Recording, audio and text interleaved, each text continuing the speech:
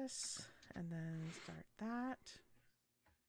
Open settings, enter URL and stream key in the stream tab. Well, that's a whole thing.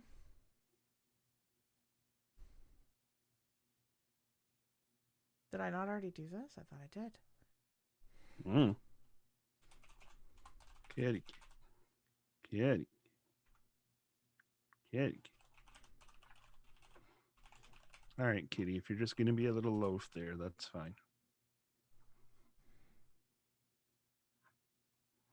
Yes, loafing is acceptable. Mm-hmm. You can be a little loaf all you want.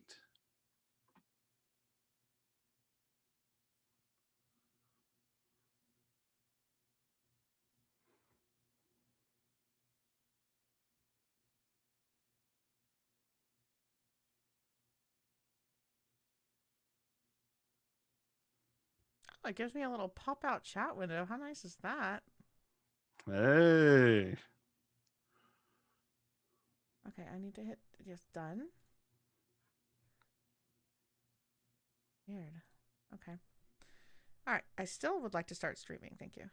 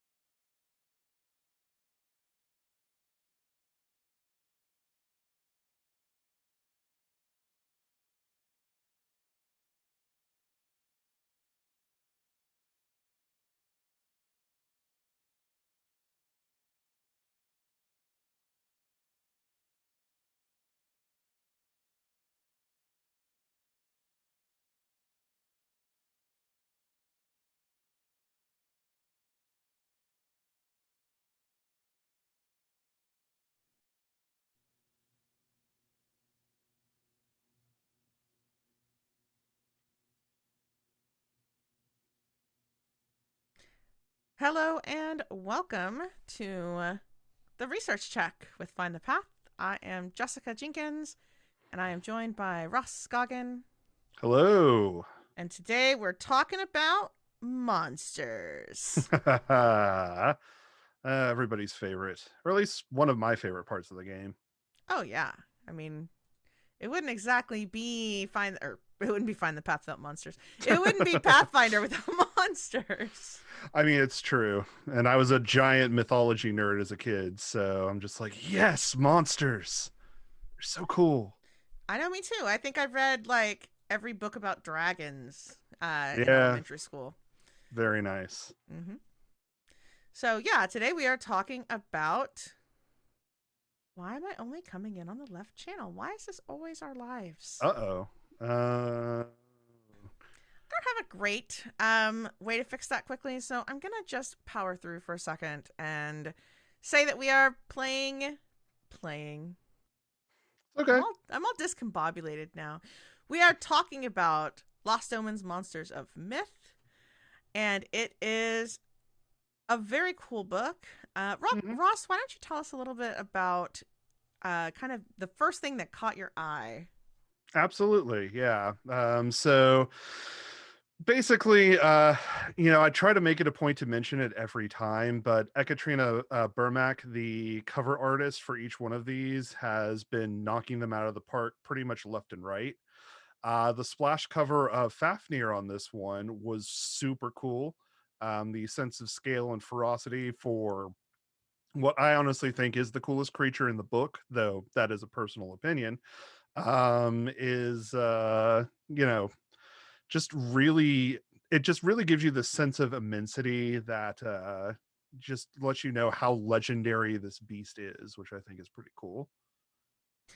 Yeah, for sure. And I mean, as a person who loves dragons, Mm. I get that he's not technically a dragon, but Yeah. very awesome and cool. I Creature think I type fixed my dragon. audio problem though. I think I fixed it, and if I didn't, too bad, I guess. So we're gonna keep on trucking. I'll just pretend I'm sitting on your little shoulder, just whispering in your little ear creepily, Oh and jeez. we'll all be fine. It's very on theme, I suppose. And then Jess became an actual sprite. I'm So here for it. If I could become an actual mythological creature, I think I would definitely do that. but yeah, so of course, as the title might imply, Monsters of Myth is pretty much 95% a monster book. It is part of the Lost Omens line, so there are a handful of other things. There's a new archetype, a couple items, etc., but these are far less prevalent than most of the entries in the series. This is a lot closer to like the Lost Omens legends than say like Yeah, some of the other books. um definitely a lore heavy book. yes. And just like the Legends book, written in a variety of styles. So Mm-hmm. some of the entries are kind of first person, some of the entries are snippets told from different accounts about a creature. Mm-hmm. So it's got that kind of in world vibe that's really, really cool from the Lost Omens line. Absolutely. Yeah, I thought they did a really good job with that. Another thing, though, is that because it's a monster book, this is, of course, a particularly good addition for any GM's arsenal. Yes. Each section actually has guidance on incorporating each one of the creature entries into a campaign of virtually any level, which I thought was really neat. Oh, Yeah, definitely. sorry, I got interrupted by a cat friend. I got friend. Um, yep, Amelia is here for her audience. But anyway, yeah. So sometimes, of course, when you're dealing with things like a spawn of Rovaga, you'll be dealing with like the aftermath or sort of the areas around it rather than, gearing up to fight it itself at like, level 3. Yeah. Well, and the thing is, there are over more than 3 monsters are in this book. And Mhm. they're very cool monsters. And as a GM and as a player, it's almost like, cool, you gave me great monsters. They're all super difficult to beat. I'm playing what at level? Oh, 2.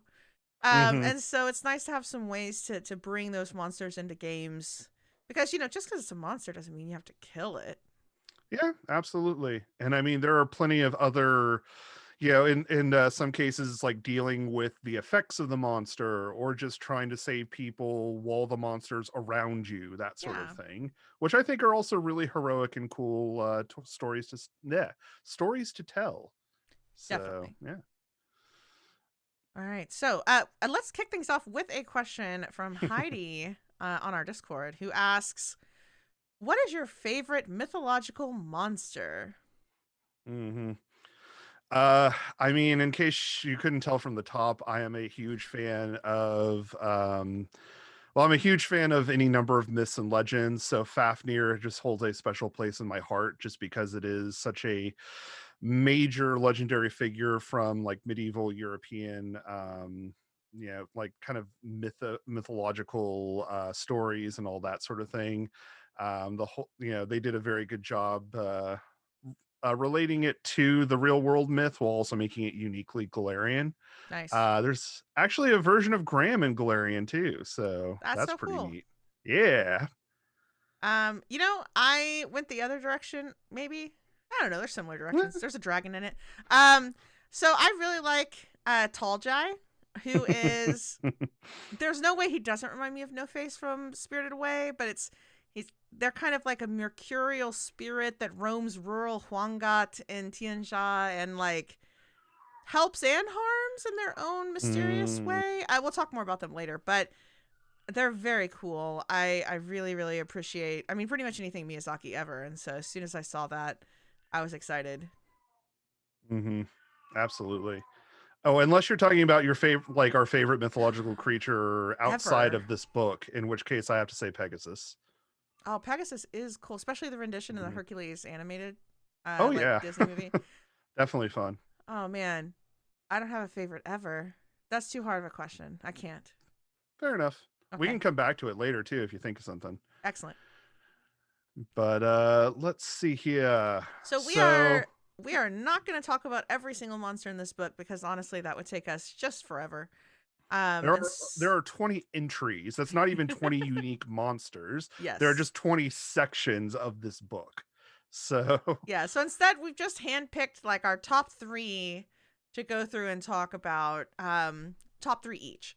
mhm. And then we'll give you kind of an overview of some other stuff that's in this book. But there are tons of monsters in here that we are not mentioning necessarily, and they're all equally rad.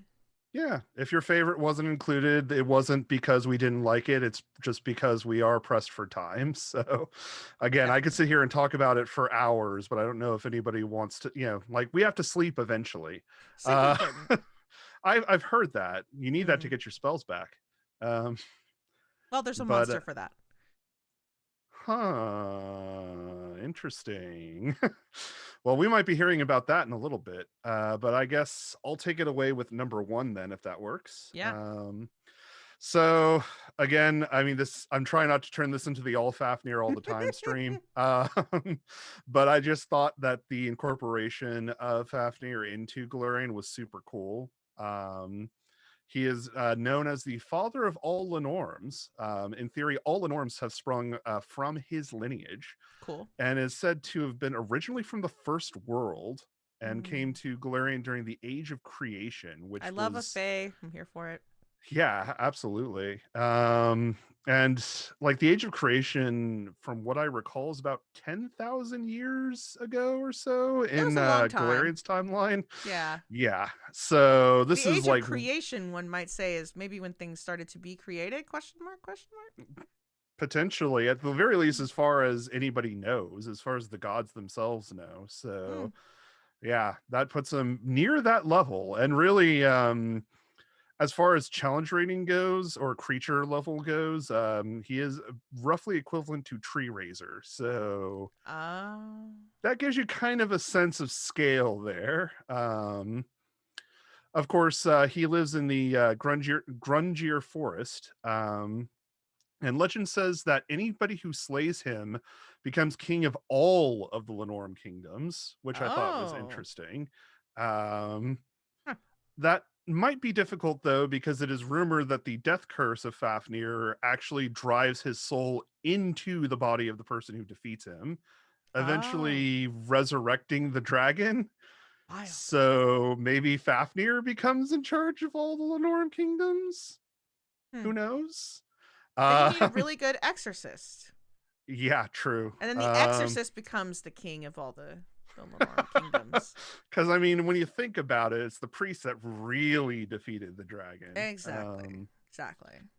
But yeah, I mean, this is a long-lived creature enough to have been worshipped by, the Aruxi, feared, admired.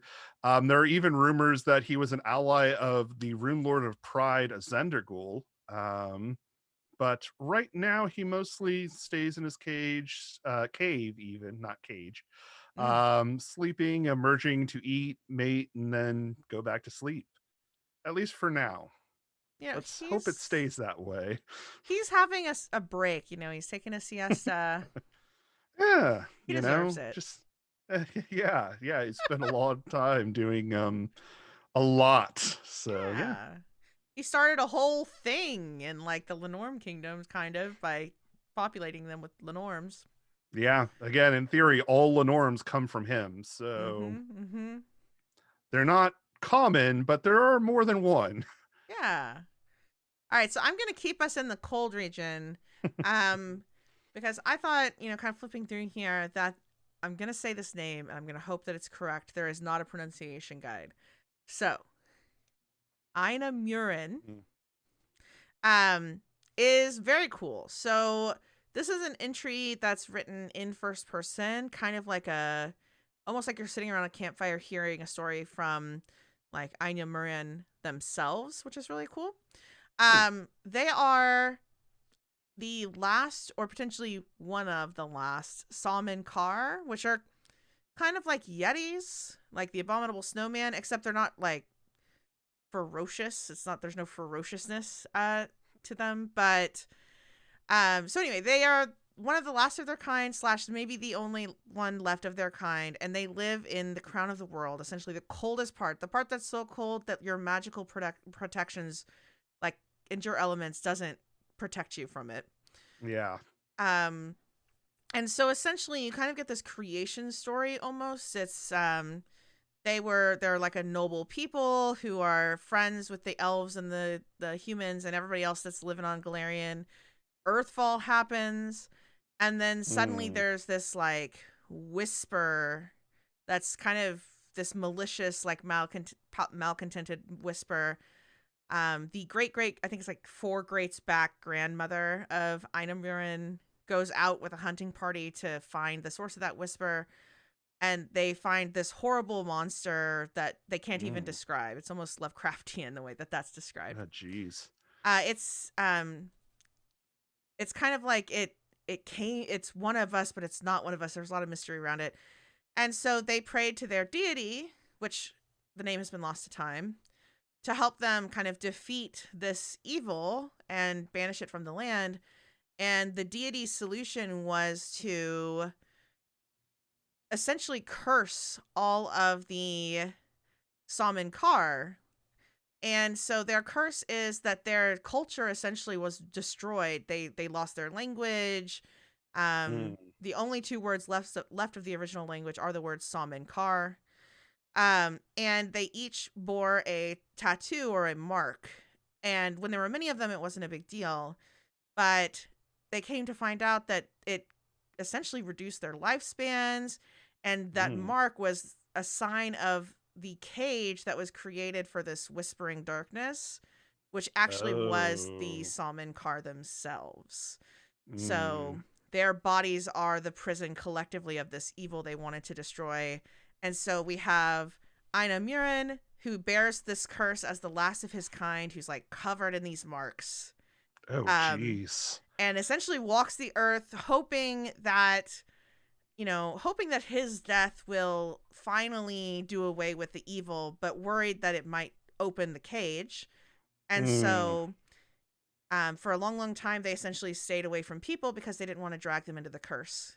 But now he's found a handful of folks that he kind of out of desperation is sharing this curse with, to ensure that if he dies and it would have been released, he kind of has a fallback. So it's one of those, it's like so tragic, the story. Yeah, jeez. It's not Also, really Earthfall, bad for everyone, really, just Earthfall's everyone. bad. Always Yeah. bad. And so they're very cool. He's a very cool figure. I like this idea that, you know, his great whatever lived for 3,000 years and he's almost 300 and he knows he doesn't have a long time to live because their lifespans have just reduced because of this Mm, curse. But what's neat about it, neat game mechanically, is that this is, I think, one of the only, if not the only dedication in the game, or in the book. yeah, I believe it's the only one in the book. So you can actually take, it's rare, but you could take the Pact Bound dedication, which essentially means you befriended him or one Mhm. of the last Samenkar and took on part of this curse to help and also gain some of their power. So you get all sorts of really neat crafting feats and the ability to survive in really, really cold environments and just a really cool backstory hook, honestly. Yeah. But yeah, so it's I don't know what I was expecting out of a monster book, but I wasn't expecting this heartfelt like create almost creation story or like this like sorrowful like I can just see this one furry guy with like all these markings like alone in the ice for like Mm, hundreds of years. Like I don't know. It's a really moving story. yeah. Yeah, I was about to say definitely sort of a gatekeeper sort of thing, it's just Yeah. like I'm the last person defending against this terrible evil, and honestly when I go, who knows? Yeah, nobody even knows about it because we did a really good job. Mhm. You're welcome, by the way. Yeah. Also, I'm sorry. Also, I'm sorry. And also, I'm sad. So it could make a heck of an adventure hook too. Like the I idea agree. of kind of putting a stop to that evil at the you know at the end of time or whatever. For the end of time, I don't know. Yeah. I mean, something's ending, that's for sure. Hopefully, it's the evil. Yes. Hopefully. Fingers crossed that it's the evil. Fingers. I'm fired today. I It's can't a no, talk. Words are it's hard. all right. We've had a day, y'all. Anyway. I know. Tuesdays. Am I right? Mm-hmm. Tuesdays, am I right? Ah. Okay. Jinx, by the way. Ah, Um, so I guess I'll go on ahead and move on to our next entry here. Which I had to pick up again just because well, this one is again based off of I don't even want to say necessarily like real world mythology so much as urban legend. mm, Um, but they do have an entry here for Spring-Heeled Jack, which, unlike a lot of these entries, is also actually the base creature is a very good challenge for a low level party. I find. yeah, yeah. Um, yeah, which yeah, but this is based off of the urban legend, of course, from Victorian London. So some of you may already be familiar with the idea of Spring-Heeled Jack. It is a rare creature in Galarian, but they are certainly not unique. It is a type of fey creature. The entries for Spring Hill Jack are really cool. It's actually a series of reports from the Sleepless Detective Agency in Nice. Ustalov. So, yeah, it's like two different detectives kind of talking to each other back and forth through reports. Oh, I love So that. you, yeah, it was a really cool read, and you slowly find out more and more about this series of killings that's going on. The ending is I don't want Dark. to spoil it, but it's good. It's Okay. good. All right. Um, so yeah, of course, it implies that these creatures do happen to inhabit Caliphus. So if you're, setting an adventure there, that's a great place to put them. But Yeah. really, just about any urban area, in theory, could home one of these particularly murderous creatures. They are very good with hit and run tactics, which is always a very interesting thing to throw at your players. Because it's just sort of one of those like, oh, he's here, let's go ahead and leash all of our stuff, and he's gone. Uh-oh. Yeah. Oh, it's so frustrating too. Yeah, I know, right? um but they are able to get to lots of places because of course the famous thing about Spring Hill Jack is that they can jump really really really well. This is kind of tied into like Jack the Ripper, like folktale type stuff, where people thought it was Spring It's Hill Jack doing that. I mean, I've heard some ideas of Mm, that, but technically they're two they're separate separate. Cool. like urban legends. But Um, yeah, they are very interesting creatures. Like I said, the entry was super cool, and I'm just glad to see a version of them in Galarian as well. Because I think it makes for a really cool, like urban sort of mystery, like, Yeah. darkness campaign, which I We think is gotta neat. make sure that Rick doesn't read this though, because I don't want to fight a Spring Heel Jack in Hell's Rebels. So Yeah, Kentargo doesn't need any spring heel jacks jumping around. I mean, I think we've got enough problems as it is. yeah, but I mean, it would be on point, like urban, Mm, etc. But we are no, thank you. coastal too, so Oh there could no, no, definitely be thank you. fog. Um, Oh, tons of fog. Yeah. yeah, uh-oh. No, well, we make sure Rick doesn't Uh-oh. read that. We'll just go to his house, find his book, like blank those pages somehow. I would say rip them out, but you're a librarian and I like books, and that would just be terrible. Yeah, no, I wouldn't feel good about that. But then again, I wouldn't feel good about pasting blank pages on top But either. what if we use like a like one of those spells for obscuring pages? You have to know the Mm, keyword. I guess The if it chat was is like tagging a Rick. How dare they? We've been betrayed. very well. Well, I guess the jig is up, Yeah. so Oh well. It's fine. we tried. And for that, we're gonna But talk about the next monster, and it's gonna be scary. I don't know. I don't know yes. if that's true. Although the next monster is, I really liked the Somnalu, not just because Mm, it used Som in the name, which is mm. like sleeping and stuff, and I kind of like that somberness. Um, they are known as the Spirit Nightmare. They live in a place called the Valley of Burdens. Pretty much, they're terrible, right? Because the Valley Mm. of Burdens is kind of a one of those thinning boundary type places where the Dreamlands Uh-oh. overlaps with the Shadow Plane and the Material Uh-oh. Plane Uh-oh. all at once. Nope. Nope, So nope, nope. this creature is pretty much just a big old scary eye with a bunch of legs. Um, they are, quote, a creature born out of a drop of darkness, shaken free from the treacherous moon. Don't like it. They are a horror to herald the new mortal age. So essentially, Nope, don't like it. it's kind of a very classic like hero kind of story that goes into the Mm, telling of this creature, but it's almost as though like mortals created all of this unhappiness by killing each other. It's kind of tied back to the first killings and all that stuff, and mm, out of that was born this dread that became a spirit nightmare that eats people's dreams to reconstitute itself and whatnot.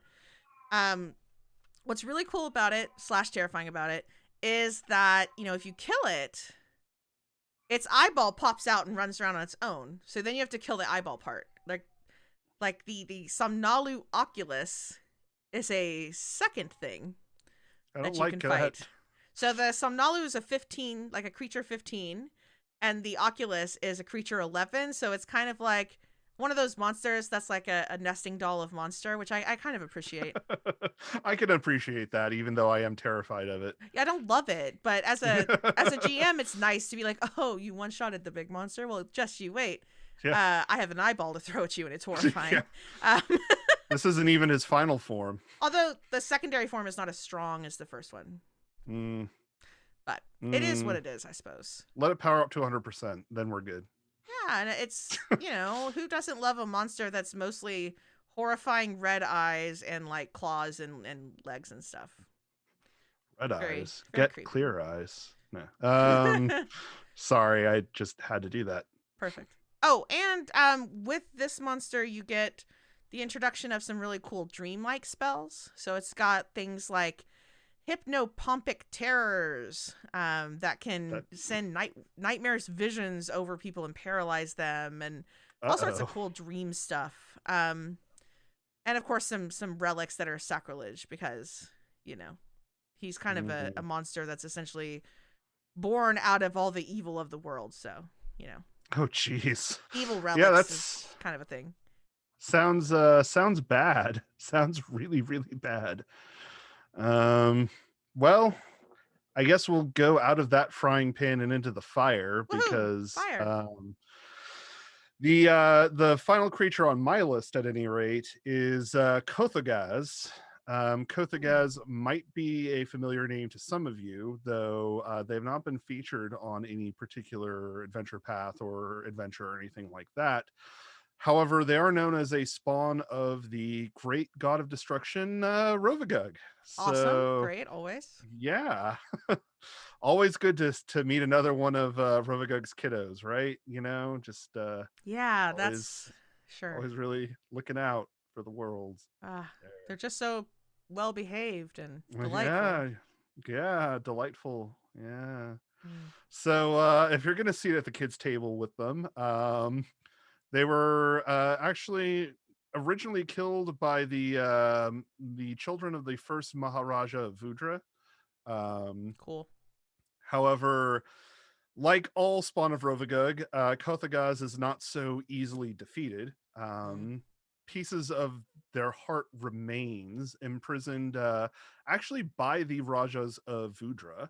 Oh wow. Each one has a small piece of the heart. I'm sure that won't be a problem. Yeah.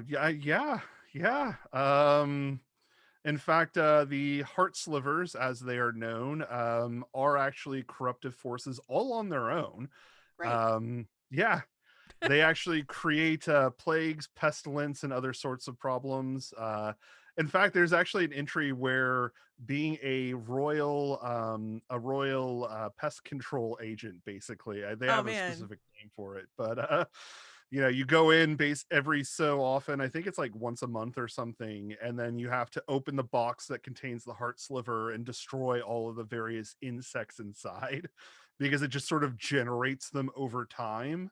And if you fail to do this, eventually the insects overwhelm the box, begin getting out into the palace of the Raja, and bad things happen.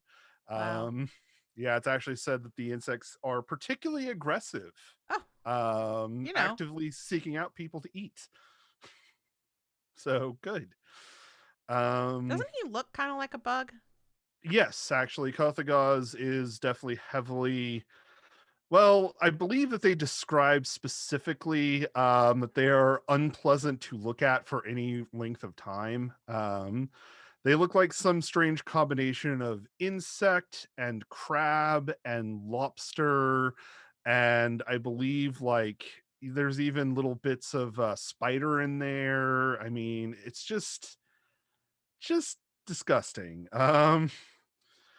So yeah, and apparently they're also surrounded by insects at all times. So, that's good. Um Interestingly enough, it is actually unknown which one of the Maharaja's children actually killed Kothagaz. Huh. There were three different methods that were written down on, though nobody knows which one was ultimately the killing blow, so to speak. The archer created 7 magical arrows. Ah. There was a second child who created a drum to basically undo a sort of heartbeat around the creature. Huh. And then the third child actually thought so. Basically decided to do something impossible by stealing parts of the creature itself, and Okay. then yeah, it was interesting. Huh. So supposedly the heart slivers can be used to make a weapon to defeat the creature.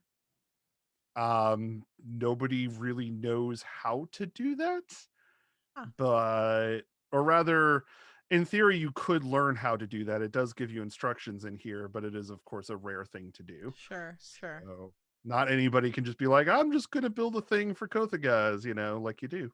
Yeah. I got this sliver, and I'm getting it. Yeah.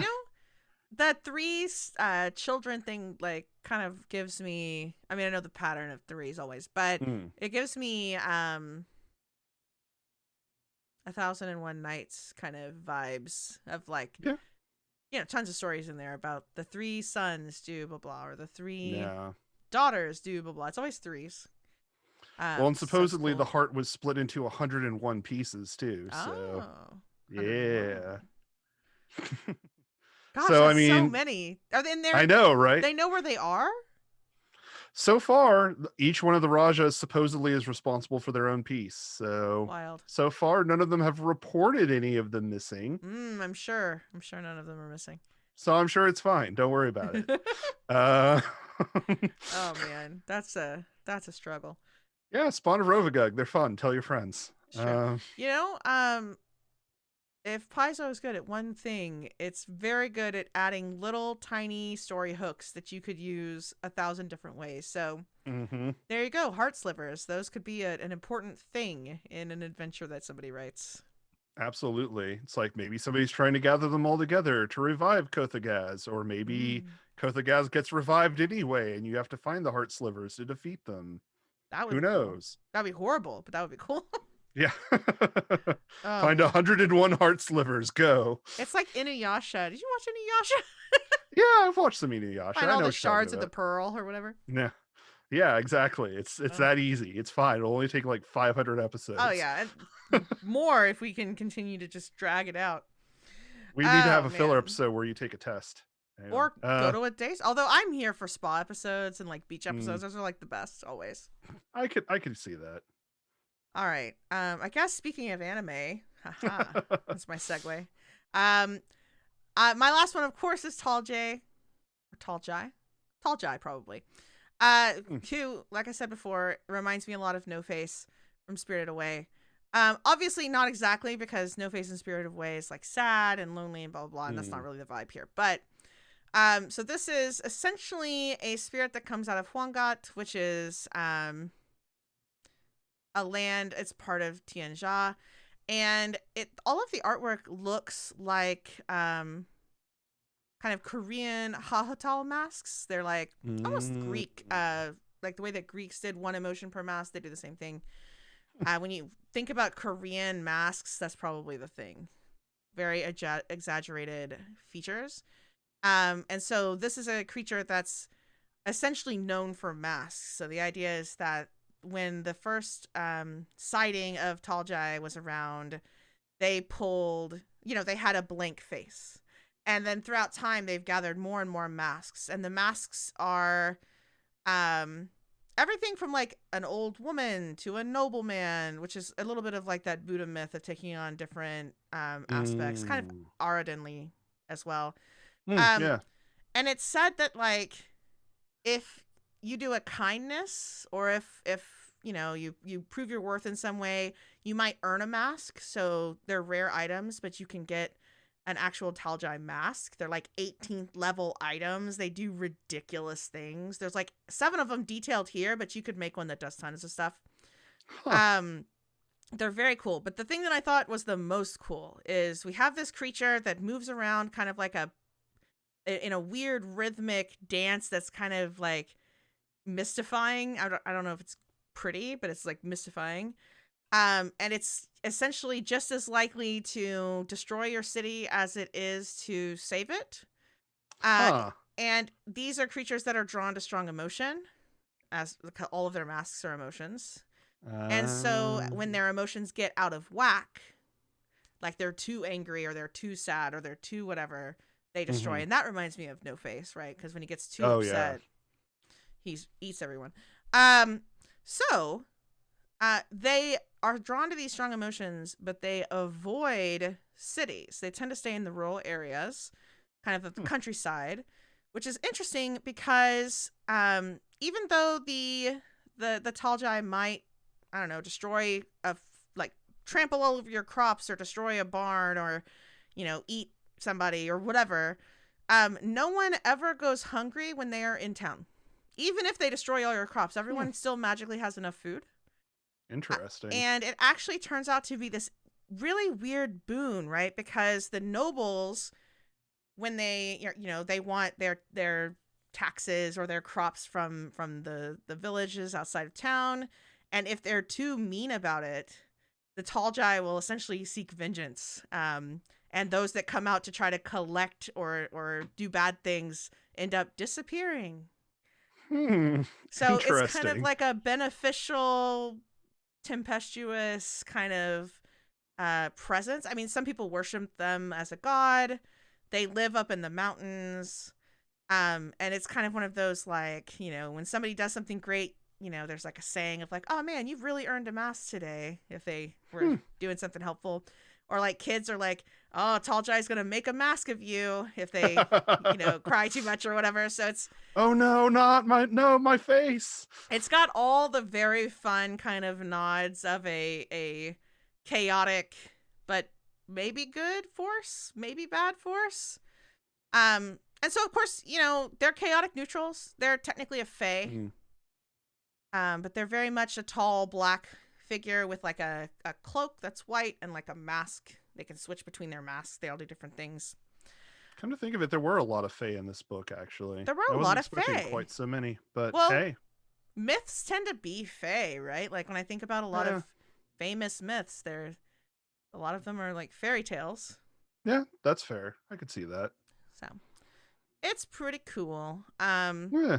But yeah, so see if your GM will let you have a mask. I particularly like the hermit because it gives you flexible counter spell.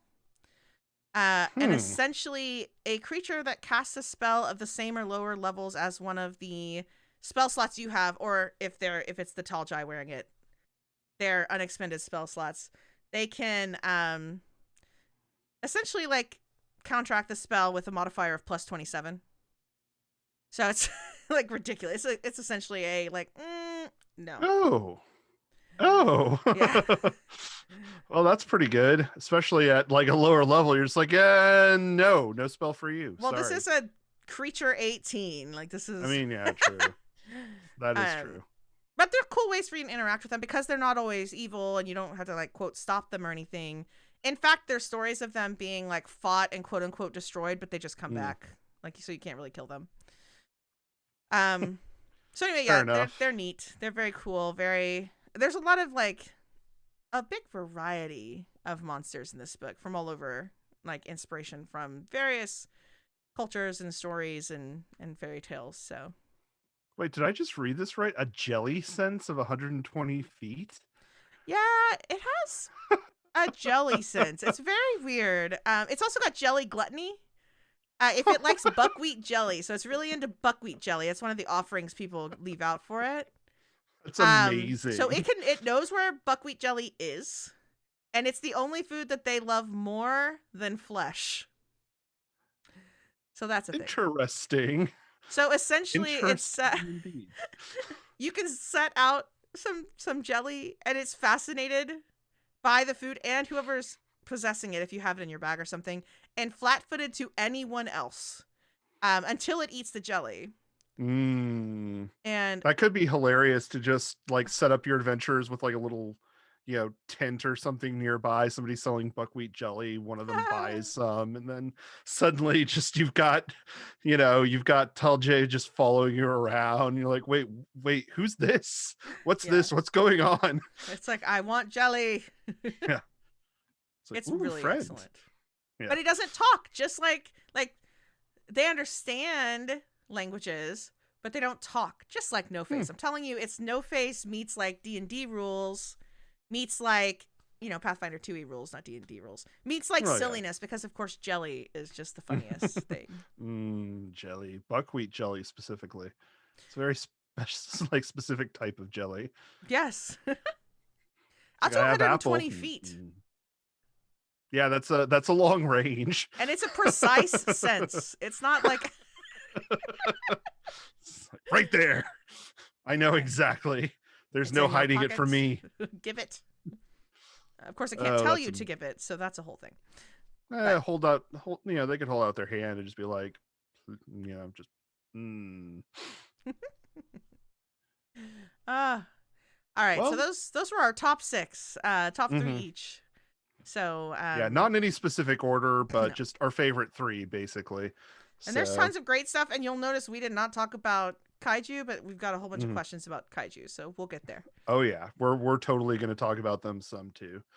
We'll cover briefly some of the new rules that they have incorporated here, because of course this is a Lost Omens book, so there are some things besides monsters in here. A lot of the options and such are rare, as we discussed earlier, like when Jess was talking about the Packbound Initiate or the Dream spells. They are available to players, but again, they are rare. So these are to deal with the fact that like a Somnalu and the Saran are rare. That you don't exactly encounter them all over the place. In fact, I believe Just the one place, really. yeah, like Inamurin is technically a unique creature. Yeah, like There is you have to only go one. to the crown of the world, to the coldest part where your magic really isn't going to protect you very well, and find a white furry creature in the middle of snow. Hmm. Good luck. Good luck. Have fun. There are some other cool nods. Like when I was talking about Fafnir earlier, they do have a version of Graham called Radil, which is a Cyclopean artifact. It is the bane of all dragons and the only weapon Fafnir truly fears, and rightfully so because it is amazing. Right. Uh, it's a shame that, of course, he has it in his treasure hoard. So Yeah. Well, that's the that, keep your enemies close, mm, No, yeah, keep your friends close and your enemy. Well, keep your enemies close and your frenemies closer, maybe is better. keep your enemies close and their knives on your throat because that way you know where they are. True. And just like a side tangent, I really like what Paizo's done with like Cyclops and kind of the mythology around them. Mm. I like their civilizations; they're very interesting. I wish to see Yeah, more Cyclops things. I know that they centered one of the seasons of second edition Society. I think it was the second one, kind of I believe so. around there, which is cool. But Hmm. Cyclops, they're very neat. Yeah, absolutely. Iobaria in that area was Mm-hmm. also covered in one of the adventure paths. I'm not going to say it because it would be a decent spoiler if I Fair. said it. So, Well, do you think they'll ever let us play yeah. Centaur? Um, hmm. That would be tricky. That would be very tricky just because of the between large size being a quadruped and like I don't know. I think that you could, Mm, but I think it would just be difficult to balance and also still feel like a centaur that's and fair. not just, I'm some guy who's really big. I'm just a Uh big old guy. Fair. yep. Yeah. All right. I've gotten us off topic now. Where were we? Hey.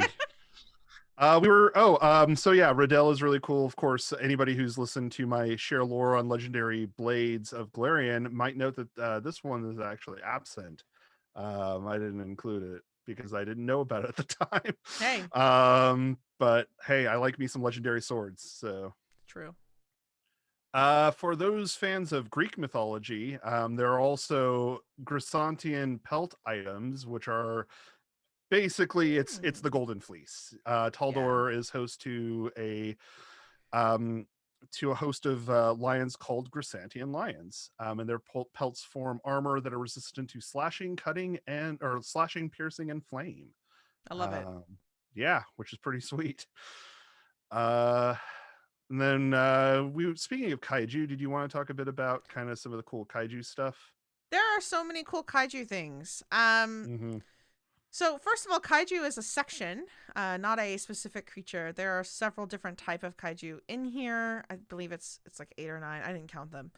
I I didn't apologize for count not them either, counting. but But it's essentially all the monsters from Godzilla. I I mean, mean, let's be real. There was definitely a specific reference that they were going for.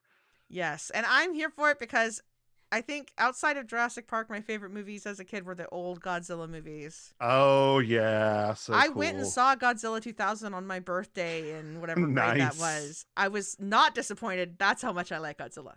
That's amazing. So I was here for it when I saw some kaiju. Mm-hmm. 6, by the way. I just counted them. Six. So Excellent. That seems like a good number, 6. Well, and they don't actually include any of their stats. mm-hmm. They include information about them and kind of some of the effects that they can cause because I mean these creatures are so big. They're Yeah. city sized, right? Um Approximately, yeah. I mean, it depends on the size of the city, I guess, fair, but fair. They might be larger than a city. yeah. And Definitely so larger than like Sandpoint or something. yeah. And so we have like there's a bunch of questions about kaiju, but the first one is what do you think about monsters that are so big they don't have stats and function more like hazards in game mechanic terms? I mean, I think I think it's definitely a very interesting set of stories. I do like stories where the monster features in the story but isn't necessary, like the goal of the story isn't necessarily slay the monster, it's deal with what's happening.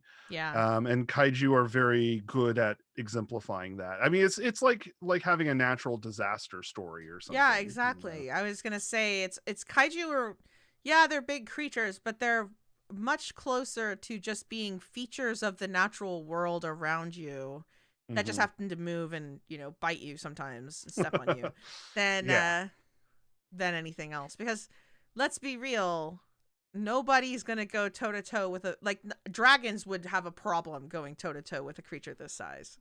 Yeah, just because it's you're dealing on something on such a scale that it's mind-boggling. It's like, okay.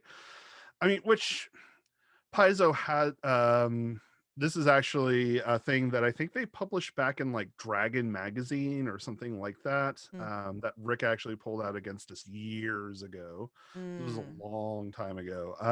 But they came up with some creatures that acted like the colossi from Shadow of the Colossus. Oh, cool. So you did fight them, but not in like the traditional sense. You had to kind of go to like their weak points and deal with like Yeah. environmental effects around them. And so it was interesting, but it's hard to do and outside of that sort of like multi-stage, you Yeah. know, Well, and how do like. you fight them in a town? You Mhm. can't, because there goes the town. Yeah, by You the know. time you're done, the town is done. Like, I'm sorry. Yeah. So, I'm gonna actually let me ask the other kaiju question on our list here. Oh, sorry, that first question was from Graf and the boys. yeah, This awesome. one is from Ben Active. So, if Kintargo was attacked by a kaiju, which one would you want it to be? I mean, I guess it has to be attacked by a kaiju according to the question here. Yes, So, and I'm gonna just put it in a time period when our characters aren't around, so that I don't have to play through it. oh man, but come on, it'd be fun, right? I mean, if I didn't want to keep playing my character, maybe. Right? Yeah. I went for Mogaru, which is the rough equivalent, I guess, Godzilla. of Godzilla. Not only does he tend to prevent a lot of the damage other kaiju can wreak, oftentimes being as much like Talje, much a savior Yeah, as a destroyer. yeah. Um, He's just a big uh, boy. yeah, he's just a big boy. Plus, I mean, Godzilla is the coolest fighter out of all of them. I Yeah, just always Godzilla's like his. great. He's just like throwing people around, picking up like people by the tail. I don't know. I always True. thought that was fun. But also, he can apparently, or at least it's rumored that you can control him through music. Like a Uh, Snorlax? yeah, apparently, or I don't know. Like you can, cause him to either like attack certain targets or avoid certain Oh, areas, things cool. like that. Which, if anybody can figure it out, Kintargo with its opera scene, we might True. have a shot, True. maybe, They at least have some possibly. bards to try. Yeah, exactly. I went the opposite. The reason I don't want my character to be in town is because what I really want. Anyway, let me go back. I picked Shabloon because, first of all, that's fun to Uh, say. But second of oh yeah. all, I just want to see a giant cuttlefish like wrapped around like the castle, like Castle Kintargo, and like eating like house like Thrune people. And I don't know. There's something Oh really no. cool about like lots of creepy tentacles wrapping around giant buildings. And maybe Yeah. not Godzilla, maybe Mogaru Hmm. shows up and then they have a cool fight. We Oh, all just okay. Yeah, watch. But I could be down there's with just that. something very cool about, like, Kintargo's next to the water. Might as well bring the Mm. water friend over. The water The friend. water friend. Yes, giant cuttlefish, also known as water friend. Cuttlefish are cool, so I can only imagine a really big one would be cool but terrifying. Yeah, I mean, you're probably right. It would be cool and terrifying. Yes, um, definitely. let's see here. Do we want to go on and move on to the other listener questions or Um, I mean, the something? last real thing was like Oh, snares. mm, So Temteki has some additional it's okay. Snares. snares for trap making Yeah. and whatnot.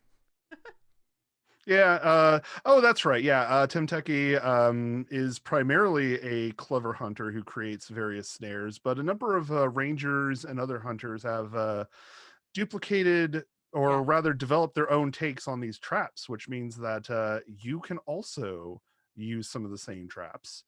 Again, they are rare just because, you have to usually have encountered Temteki to really Yeah. know what you're doing there, but they are pretty cool. They are. So, They'd be yeah. cool things to get. Like all of these rare things feel like really neat stuff to pick up in an adventure. Like Hmm. fun little GM presents. Yeah, exactly. Like being able to Um, make some of these yeah. would be pretty cool. And the So, other thing, the last thing before we move on to all the questions, if you flip through the book and you look at all of the art pieces for each of the deities, they're all done in a style that's reminiscent of kind of the area they're from. And so, mm, um, at the beginning of the book, we have kind of our Salman Carr friend who, it looks like almost like an Inuit drawing versus Temteki looks mm. very vibrant and almost more abstract in the way it's depicted. It's very cool to see the different artistic takes on each of the Yeah, creatures. like Fafnir is done in like bas relief, Yeah, which is pretty interesting. It's really neat. it's very cool.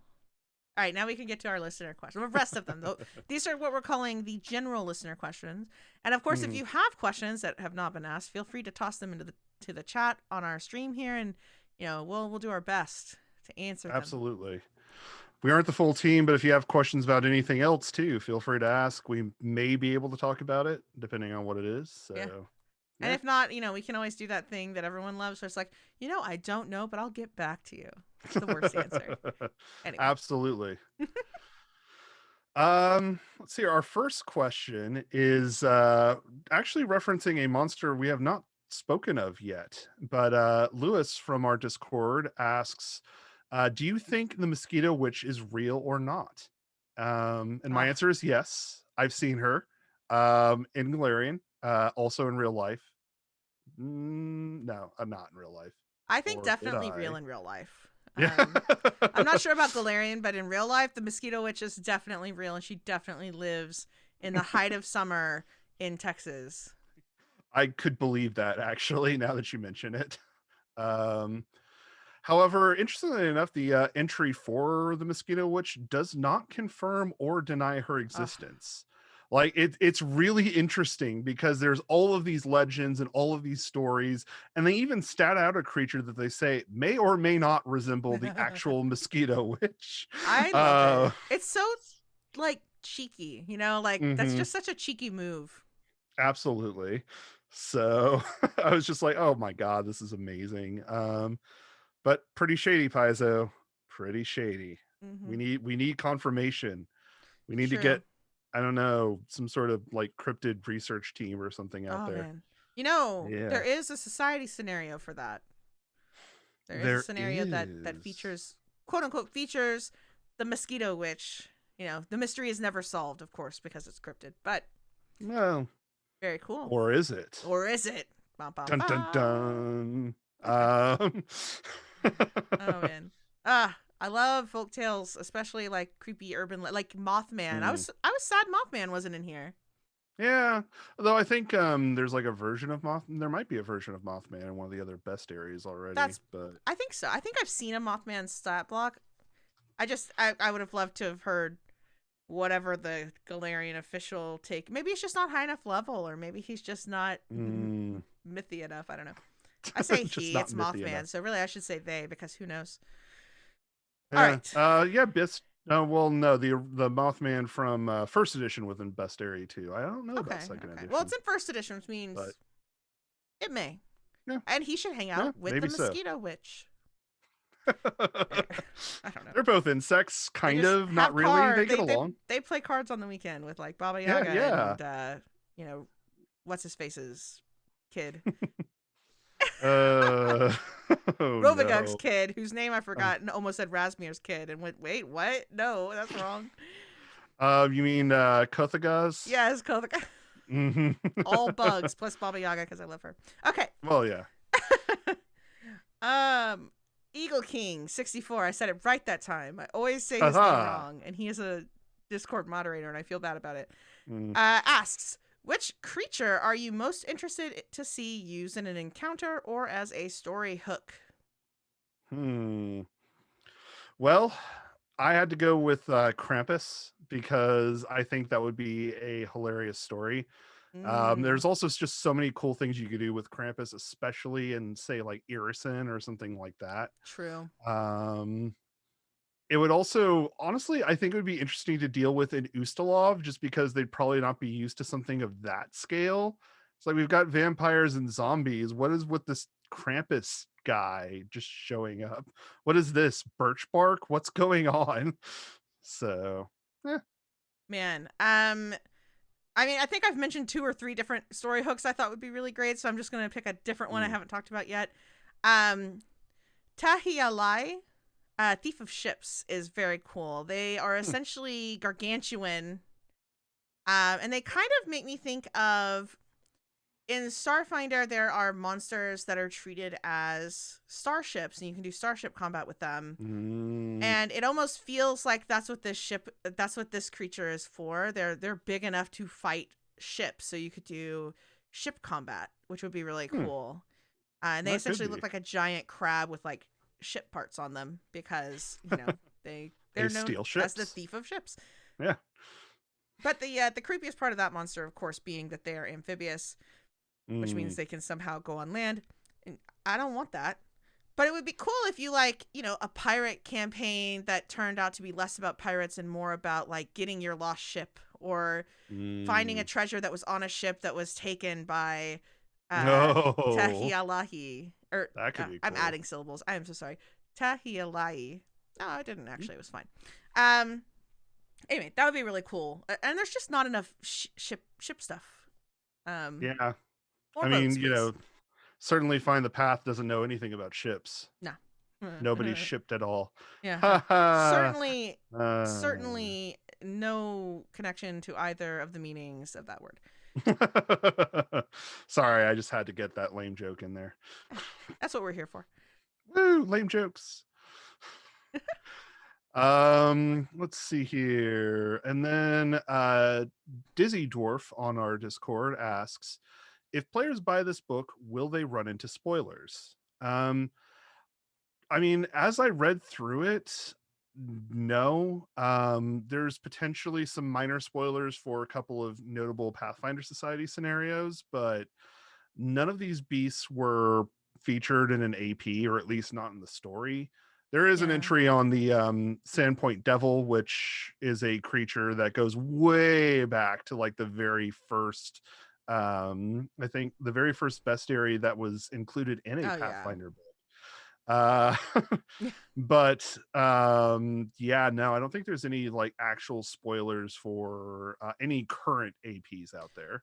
Yeah, and it all of these entries are really much more like cool stories you might have heard growing up if you lived in the region. Mm. And so if anything, I think players, even if you don't care about the stats of the monsters, because really that's like 1 or 2 pages out of 8 pages about each creature.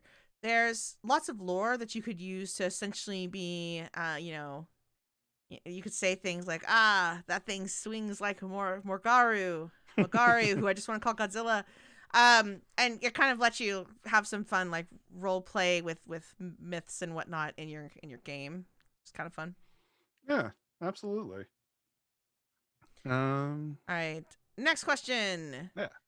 M Campion Cal asks more of a historical question. Are there any quote unquote classic D&D monsters or other settings which Paizo doesn't have rights to use that you miss or would miss if you couldn't homebrew, i.e., Illithid, Beholders, etc.? Um, I love Displacer Beasts. I think they're super cool. So Hmm. yeah, I do kind of miss those. I mean, certainly there are, lots of creatures that have similar types of abilities, or at least are kind of close. And I Mm. mean, I still love Blink Dogs, which definitely are in Yeah, they're the great. Galarian universe. But yeah, I think just Displacer Beasts are cool, and I kind of miss them. I don't have any. I didn't play original D&D except for like the red box, which I Mm. GM'd. Oh, with a wow. group of people who we never actually finished anything ever. Um, all I remember is a dog fight where they were really smart about the dog. I don't know. It was a long time ago. So I don't really Fair have enough. any like classic D&D monsters that I know about that aren't things that like I've heard Rick or Ross or Heather talk about and be like, "Oh, that sounds horrifying and terrible. I don't know why I'd want to fight that." Um so I have nothing to contribute except my weird story about dogs. All right. Fair enough. We do have another question from our Discord, and then I suppose we'll get into our chat questions after this. Sounds good.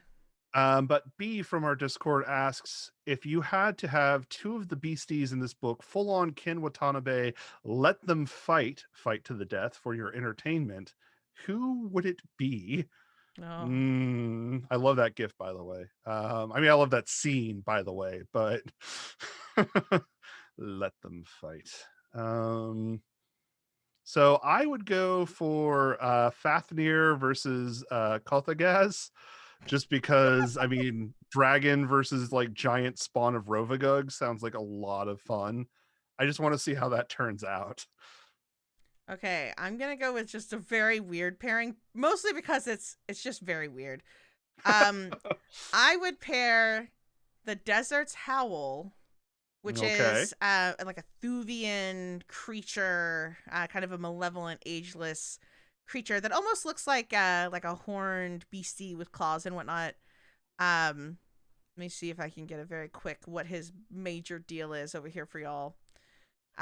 He's just a creepy 19th level creature who like smells fear and has an aura of agony that causes disturbance and is gross. He's just a gross guy. I think Mm-hmm. him versus um my brain just blanked. Brain, remember what you're talking about here. Hmm.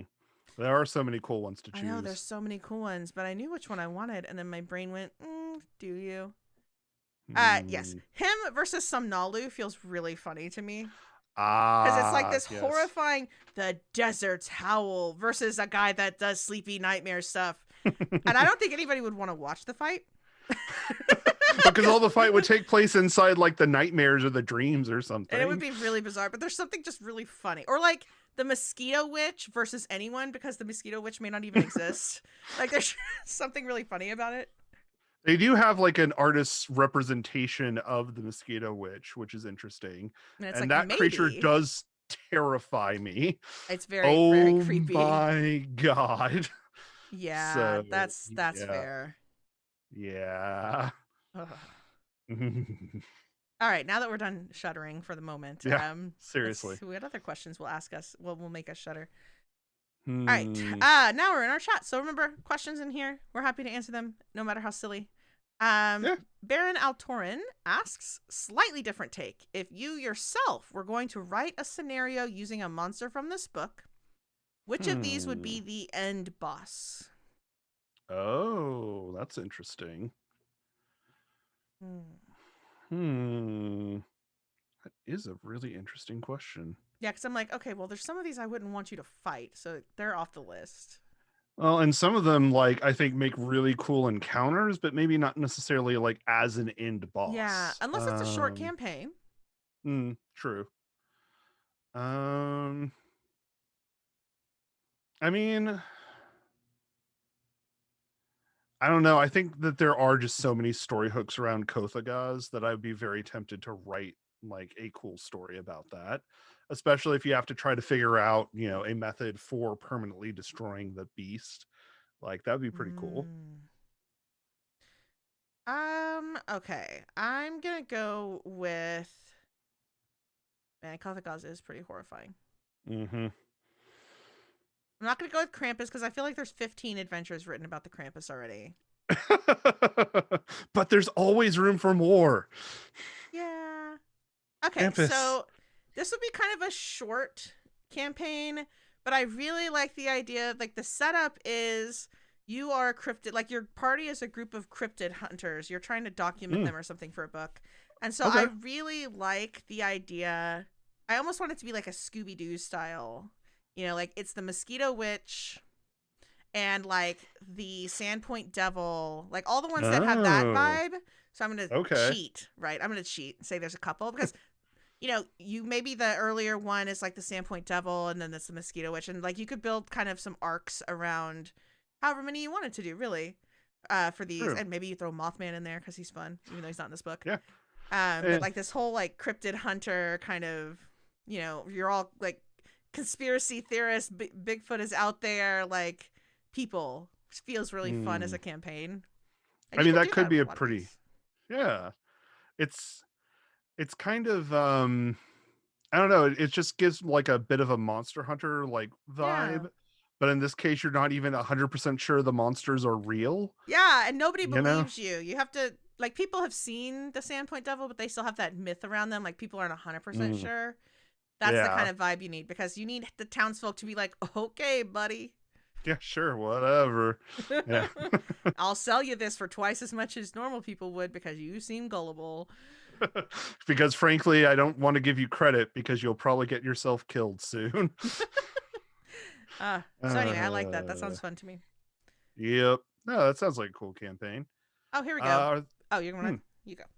No, I was just going to ask, are there any other questions? There are. Ben Active has asked, which creature would you name your tavern or bar after?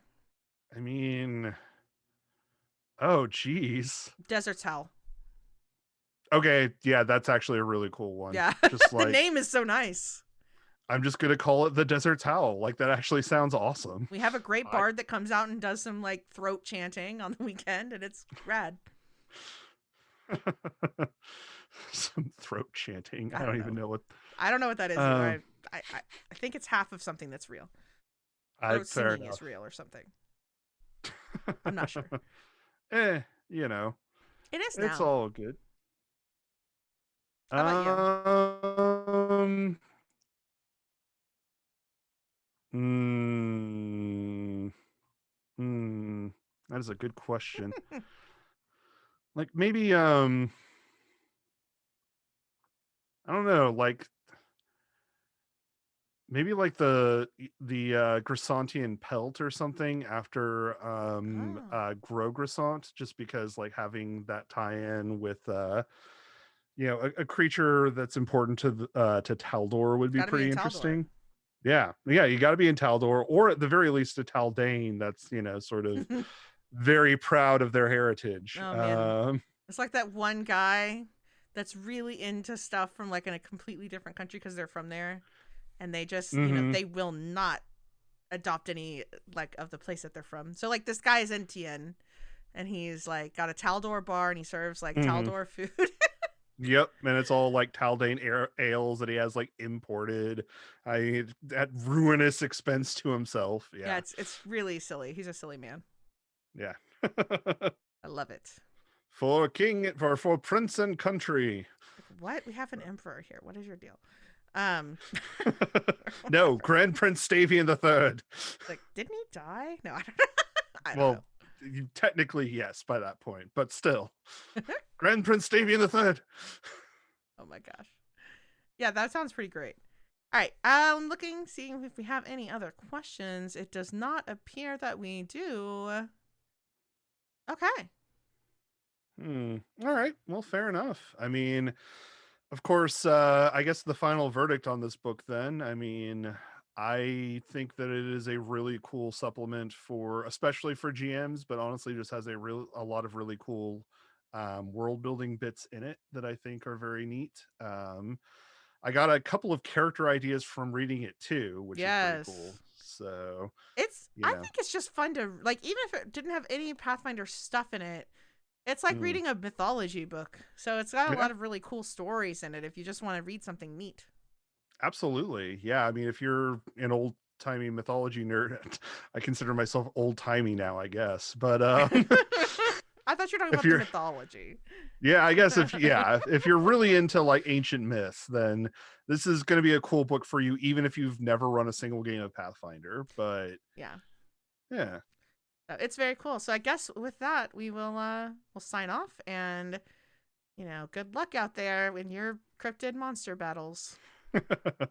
Absolutely. And be sure to keep a look behind you because Spring Hill Jack might just, jump on your back. Yep, and don't sleep too lightly Jack be because there's a nimble. glowy eye out there after you. I don't Jack be know. nimble. Jack be quick. Jack over. I don't know. Is I that the got same nothing. Jack? There's so many Jacks in England. What's the deal with Jacks, England? I don't know. I mean, Jack got a beanstalk too. So, Man, it must have been a yeah, common name. I guess it I was a guess common so. name. I mean, technically. And on that note, Goodbye, everybody. goodbye, everyone, especially Jacks, I suppose. Yes. Good luck out.